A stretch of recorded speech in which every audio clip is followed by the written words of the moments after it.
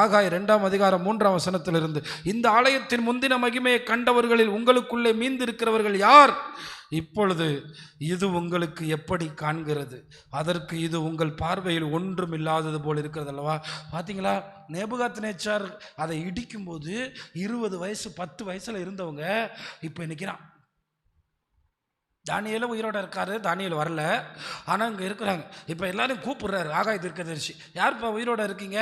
நீங்கள் பார்த்த ஆலயத்துக்கும் இந்த ஆலயத்துக்கும் என்னமோ சொல்லுவாங்கள்ல, ஏணி வச்சாலும் எட்டாதுங்க, அப்படி ஒரு ஆலயத்தை கட்ட முடியாதுன்னு.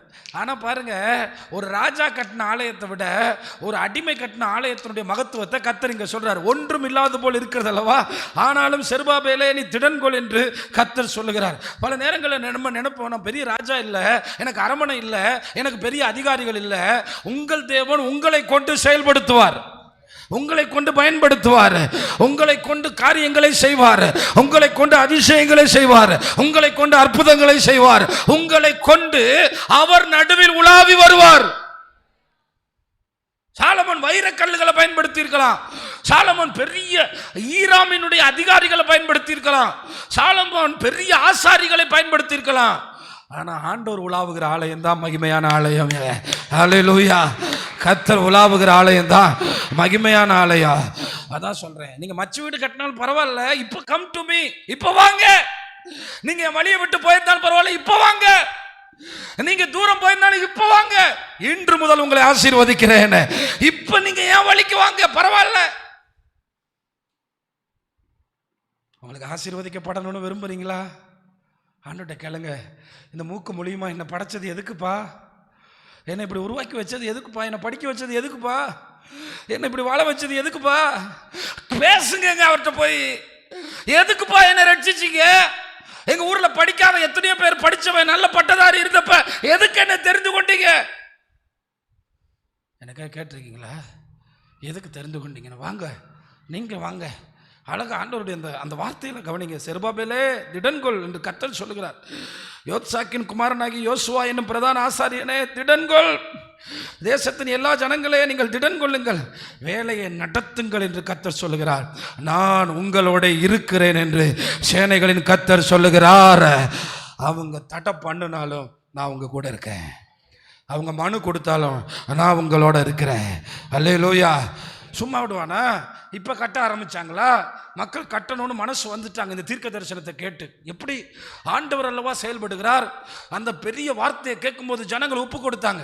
நாங்கள் மறுபடி கட்டுறோம், நாங்கள் மறுபடியும் ஆண்டவருக்காக வந்துடுறோம், நாங்கள் இப்படி ஆண்டவரை விட்டு போயிட்டோம், நாங்கள் இப்படி ஒரு காரியத்தை செஞ்சுட்டோம், கர்த்தருடைய வார்த்தையை நாங்கள் கேட்குறோம். ரொம்ப அழகாக சொல்லுவாங்க பாருங்க, நீங்கள் எகிப்து தேசத்திலிருந்து புறப்படுகிற போது நான் உங்களுடைய உடன்படிக்கை பண்ணின வார்த்தையின்படியே என் ஆவியானவரும் உங்கள் நடுவில் நிலை கொண்டிருப்பார். அல்லேலூயா! நானும் இருப்பேன், ஆவியானவரும் இருப்பார். பயப்படாதீங்க, பயப்படாதீங்க. ஒன்று மட்டும் சொல்கிறேன், ஆண்டவருக்காக செயல்பட ஆரம்பிச்சிட்டிங்கன்னா பரலோகமே உங்கள் பக்கத்தில் இருக்கும். உங்களை பார்த்து அவன் பயப்படுவானே ஒழிய நீங்கள் அவனை பார்த்து பயப்பட வேண்டியது வராது. எப்போ உங்களுக்காக செயல்பட ஆரம்பிக்கிறீங்களோ பயம் வரும். நோட் பண்ணிக்கிறீங்க. எப்போ ஆண்டவருக்காக செயல்படுறீங்களோ ஆண்டவர் சொல்வார், மகனே திடன்கொள். அல்லேலூயா! அல்லேலூயா! அல்லேலூயா!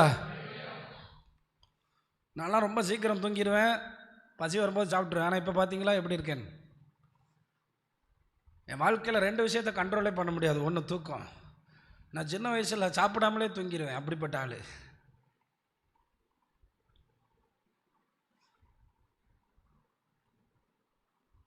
அப்போ எப்படா இப்போ தூக்கம் வரலன்னு கேட்குறீங்களா? இப்போ அவருக்காக நிற்கிறேன். திடன்கொள்பா செருபாபேலே, அவருக்காக நின்று பாருங்களேன், எங்கே போகும்னே தெரியாது. ஆனால் நாளைக்கு வந்தீங்கன்னு வச்சுக்கோங்களேன், இப்போல்லாம் நான் 3வது வானத்துக்கு போயிடுவேன். நாளைக்கு வந்தீங்கன்னா நான் பாட்டு பரதேசில் தூங்கிட்டு இருப்பேன். அந்த மாதிரி அப்படி இருக்கும் நம்ம வாழ்க்கை. நம்ம பாட்டு போய் படுத்துருவோம், படுத்தாலே மறந்துடுவோம் உலகத்தை. என்ன, அதனால என்ன கேட்குற தேவனுடைய பிள்ளைகளை, அவருக்காக செயல்பட்டு பாருப்பா. பயமாக இருக்குது பிரதர், வெக்கமாக இருக்குது பிரதர், ஏதாவது நினச்சிக்கிட்டாங்கன்னா அப்புறம் பேசாமல் போயிட்டாங்கன்னா. ஆமாம், அவங்க பேசுனா தான் எங்கள் வீட்டில் உழ வைக்கிறோம். கத்தர் எங்களை காப்பாத்துறாரியா? திடன் கொள்பா. ஆவியானவர் உன்னோட இருப்பார். உன் கையில் இருக்க தூக்கு நூலை கத்தருடைய 7 கண்களும் பார்த்துக்கிட்டு இருக்கு. சும்மா இல்லை, நீ வைக்க போகிற ஒவ்வொரு கல்லையும் கத்தர் பார்த்துக்கிட்டே இருக்காரு. உனக்கு நீ வைக்க போகிற ஒவ்வொரு முயற்சியும் கத்தர் பார்க்குறாரு. நீ எடுக்கிற ஒவ்வொரு முயற்சியும் கத்தர் பார்க்குறாரு. கத்தர் உனக்கு ஜெயம் தருவார். நீ வேலையை நடத்துப்பா, நீ காரியங்களை செய்ப்பான்னு இங்கே சொல்லிகிட்டு இருக்க. அவன் அடுத்த மனு எழுத ஆரம்பிச்சிட்டான். விடுவானா பிசாசு? யாருக்கு இப்போ எழுதுறான்? தரியுவின் 2ஆம் வருஷத்தில் அடுத்த மனு போடுறாங்க. ஐயா ஐயா ஐயா ஐயா, இந்த யூதர்கள் ஆரம்பிச்சாயா?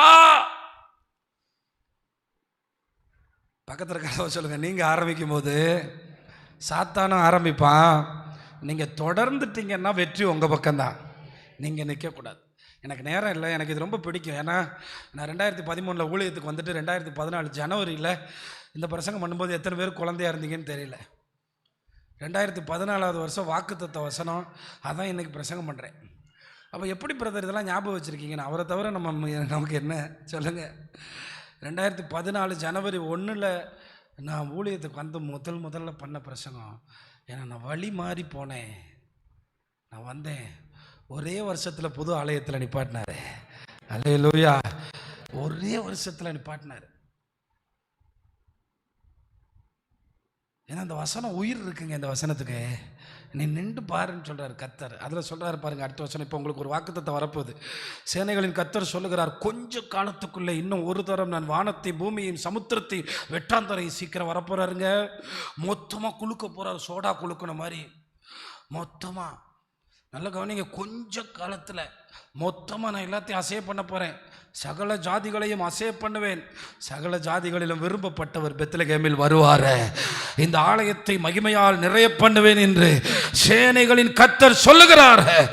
சாலமோன் கட்டின ஆலயம் போச்சு. சாலமோன் கட்டின ஆலயம் இடிஞ்சு போச்சு. ஆனால் செருபாபேலும் யோசுவாவும் ஜனங்களும் கட்டின ஆலயத்தில் கர்த்தர் உலாவி வந்தார். கைகளை தட்டி கர்த்தரை மகிமைப்படுத்துங்கள். அல்லேலூயா, ஆமென், அல்லேலூயா. ஆண்டவர் அவ்வளோ பெரிய தெய்வம். ராஜாக்கள் கட்டின வைரத்தை விட நம்ம செயல்படுறதை பார்த்து சந்தோஷப்படுறாரு. மேலேருந்து சொல்லுவார், என் பிள்ளைய பாருங்க, வேலை கொடுத்தே மறந்து போகலையே, அவன் என்ன பணம் கொடுத்தே மறந்து போகலையே, வீடு கொடுத்தே மறந்து போகலையே, வாழ்க்கை கொடுத்தே மறந்து போகலையே, சொத்துக்கள் கொடுத்தே மறந்து போகலையே, சுதந்திரம் கொடுத்தே என்ன மறக்கலையே. பாருங்க என் பிள்ளைங்களை எனக்காக செயல்படுறான்.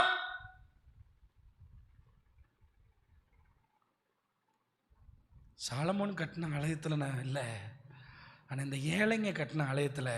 அதனால தான் இன்றைக்கி ஒவ்வொரு சர்ச்சும் சென்னையில் சொல்கிறாங்க 100 கோடி 50 கோடி நிலத்து மதிப்போட. ஆனால் ஆண்டவர் எங்கே இருக்கார் தெரியுமா? மனசார அவருக்காக செயல்படுற இடத்துல இருக்காரு. மன நிறைஞ்சு ஏசப்பான்னு கூப்பிட்ற இடத்துல இருக்கிறாரு. இயேசுவே என் தங்கமேன்னு கூப்பிட்ற இடத்துல இருக்கிறாரு. என் சுதந்திரமேன்னு சொல்கிற இடத்துல இருக்கிறாரு. அவருடைய மகிமையால் நிரப்புறார். அதில் ஒரு விஷயத்த சொல்கிறார் அந்த இடத்துல பாருங்க. வெள்ளியும் என்னுடையது. இதனால் எல்லாரும் சொல்லுங்கள் சத்தமாக, வெள்ளியும் அவருடையது, பொன்னும் அவருடையது என்று சேனைகளின் கர்த்தர் சொல்லுகிறார். உங்களுக்கு புரியல, ஆனால் பெர்க்மன்ஸ் பாடியிருக்கார், படைகளின் ஆண்டவர். என்ன ஆண்டவர்? முப்படையா, பல படை இருக்கு அவர்கிட்ட. ஒரு தூதன் வந்தான்னா முடிச்சுட்டு போயிடுவான்.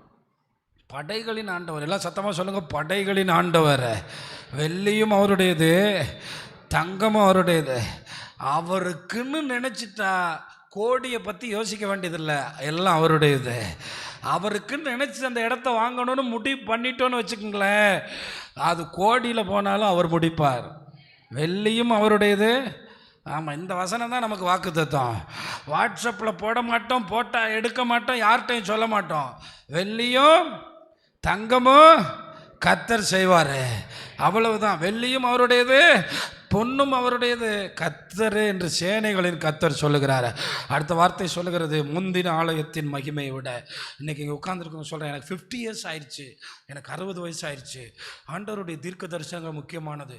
உன் வாழ்க்கையின் முதல் 30 விட 2ஆம் 30, முதல் 40 விட 2ஆம் 40, முதல் 50 விட 2ஆம் 50 ரொம்ப மகிமையாக இருக்கும். கையை நல்லா தட்டி ஹல்லேலூயா, கர்த்தருக்கு மகிமை உண்டாகட்டும். நீங்க பெரிய ஆபீசரா இருந்திருக்கலாம், ஆனா பின்னாடி உங்களுக்கு ஒரு பெரிய வேலை வச்சிருக்காரு, மகிமையால் நிரப்புவார். ஆமா, பக்கத்துல இருக்க ஆளை பார்த்து சொல்லுங்க, ரிட்டையர்மெண்ட்டே இல்லை, ரிட்டையர்மெண்ட்டே இல்லை. ரிட்டையர்மெண்ட்டுக்கு அப்புறம் கூட வேலை தொடங்க. முந்தின ஆலயத்தின் மகிமையை விட பிந்தின ஆலயத்தின் இந்த உடம்பு முந்தின ஆலயம். ஏசப்பா தரப்போகிற உடம்பு பிந்தின ஆலயம். இந்த உடம்பு சாலமோன் கட்டின ஆலயம். நம்ம பார்க்க போகிற உடம்பு அப்பா தரப்போகிற ஆலயம். கையை நல்லா தட்டுங்களேன். ஹல்லேலூயா. அதனால தான் சொல்றேன், இந்த உடம்பை வச்சு நீ அவருக்காக செய்யணும். ஆகாய் சொல்ற, இந்த உடம்பு தான் அந்த உடம்பை தரப்போகுது. புரியல? ஹல்லேலூயா, ஹல்லேலூயா. அதான் சொல்ல, வழியை சிந்திச்சு பாருப்பா. இன்று முதல் ஒன்று ஆசீர்வதிக்கிறேன். உன் சம்பளம் 5லேருந்து 10 ஆச்சு, 10லேருந்து 15 ஆச்சு. ஆனால் உன் பேங்க் பேலன்ஸு 50 சம்பாதிங்க. எங்கப்பா? ரெண்டாவது, கர்த்தருக்குன்னு ஏதாவது செய்யணும். ஊழியக்காரன் மட்டும் இல்லை, புதிய ஏற்பாட்டில் எல்லாருக்கும் வேலை இருக்கு, எல்லாருக்கும் வேலை இருக்கு. நான் ஒரு நாள் அழுவேன், ஜெபிக்கிறதுக்கு இந்த சபையில் ஆள் இல்லையா ஆண்டவரே? சுவிசேஷம் சொல்லத்தான் முடியாது ஆண்டவரை, ஜெபிக்கிறதுக்கு கூட உமக்கு ஆள் இல்லையா? நான் ஆண்டவரே, இந்த இயேசுக்கு ஒரு ஆத்மாவை ஆதாயம் பண்ணுங்க இந்த சக்கரக்கோட்டையை. அன்னைக்கு பிரபு பாஸ்டர் வந்து சொன்னார், பாஸ்டர் ஒரு இஸ்லாமிய குடும்பத்துக்கு ஞானஸ்தானம் கொடுத்துட்டேன், ரொம்ப சந்தோஷமா இருக்கு. அல்லேலூயா. அதான சந்தோஷம். கர்த்தர் எல்லாருக்கும் ஆனவர் அல்லவா? காரியத்தை நடத்துங்கள்.